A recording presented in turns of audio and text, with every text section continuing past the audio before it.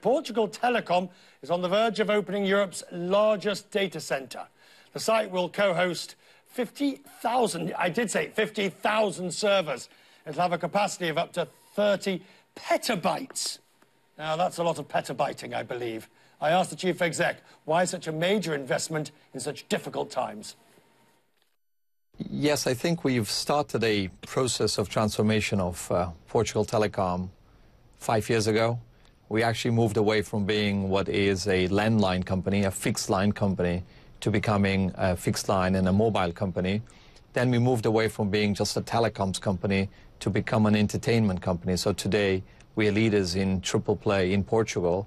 And if you think about all this data that's actually flowing through our pipes at the moment, they need to be stored somewhere, processed somewhere. So if you like, this new data center gives us a lot more capacity to store this digital information and then to process it. And process How bad are things in Portugal now, do you think? I think Portugal, as an economy, clearly is dependent also in what happens in Europe. I would say the government has taken some very tough decisions. Of course, everyone is feeling, if you like, the pinch at the moment. But we have to be confident about the future outlook. I think the fact that Portugal also enjoys an incredible relationship with Brazil on one hand and with the Portuguese-speaking African countries on the other is allowing us to underpin exports. So I believe that the export-led recovery in Portugal, if you like, substantiated with this increased financial and cost discipline, will hopefully result in us having a better economic outlook in the future. When are Europeans going to see a single same price in Europe, particularly within the EU, when they make a phone call or use data? I think EU needs to harmonize, if you like, regulation across the board. Having said that, I think we need to look specifically at each market.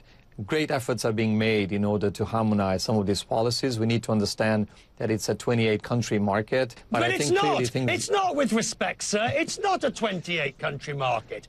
It is supposed to be a single market. And if the US can do it from New York to LA, please tell me why in Europe, particularly big players like Vodafone or Deutsche Telekom, can't charge the same from Finland to Cyprus. I think great progress is being made. You take, for example, termination rates in mobile. In terms of voice, prices have come down substantially because those termination rates are clearly going to 1 cent. And I think same process will happen in terms of data. So you are seeing, for example, a single market emerge in voice. We're now clearly moving in the direction of data.